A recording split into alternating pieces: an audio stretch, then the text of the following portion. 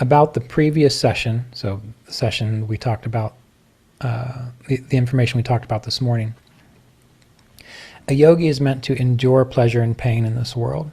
So how to look at the enjoyment we get from meditation? It's a good question. So many of you may remember from the Holy Science that phrase from the Bible where it said that, I think it's God talking, I have nothing against you except the fact that you left your original love, your first love, which is God, the divine. Well, the love that pulls you to realization is sattva. It is pleasure. It is joy. And when we meditate, that is the joy and the pleasure that we're tapping into. But we have to be very cautious with that word pleasure, because when most of us think of pleasure, the only thing we really know is physical pleasure. The caress of a loved one, this, that, or the other, real physical things. The pleasure that comes from meditation is not sensual. It's not pulling you down back into the body. It's pulling you up. And the pleasure that you get from meditation is like, imagine that you've been maybe a slave. I was recently watching a movie about a gladiator who gets captured, so this is why it's in my mind.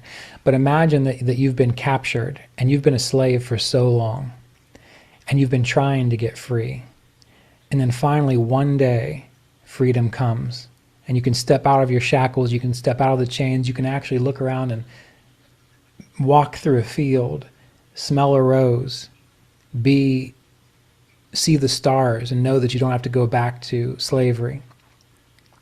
That's the kind of joy. It's not a sensual joy. It's a joy of freedom. And so in meditation, the joy that comes from that it's the stepping into that experience.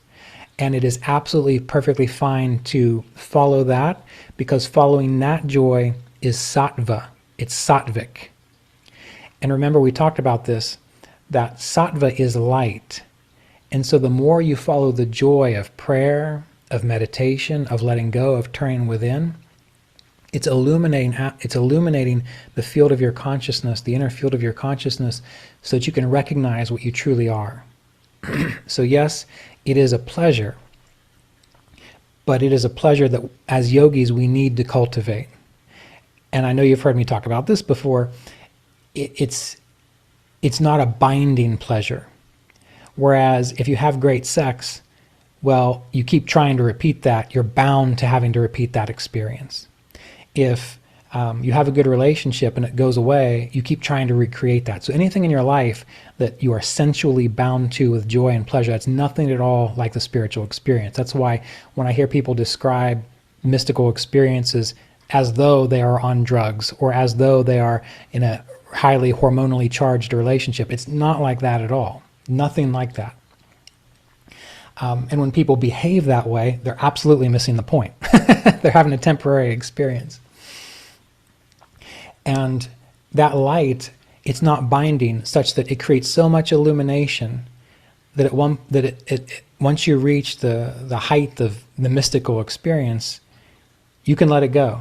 It's not going to call you back. You can step right on into the next phase of your spiritual path. There's nothing binding you here. So it is a very supportive kind of pleasure, for lack of a better word, and it's something we do need to cultivate. Ramana Maharshi, he would say that, like our spiritual practices, people would say, well, don't be attached to anything. And so immediately the immature people say, well, of course, don't be attached to your spiritual practice either. But what Ramana Maharshi would say was, your spiritual practice is like a stick. And when you've got a fire and you're trying to keep the fire going, you use that stick to stir the fire. But here's the thing, the stick is made of wood, which means as you keep the fire going, what's happening? The stick is burning itself out until eventually the stick itself disappears. So the joy, the real joy, the spiritual joy, not sensual joy that comes from your spiritual practice, that needs to be cultivated, because you won't be attached to it. It's giving you knowledge. When it's time to let go of it, you will. It'll just happen. There's no issues with that. All right.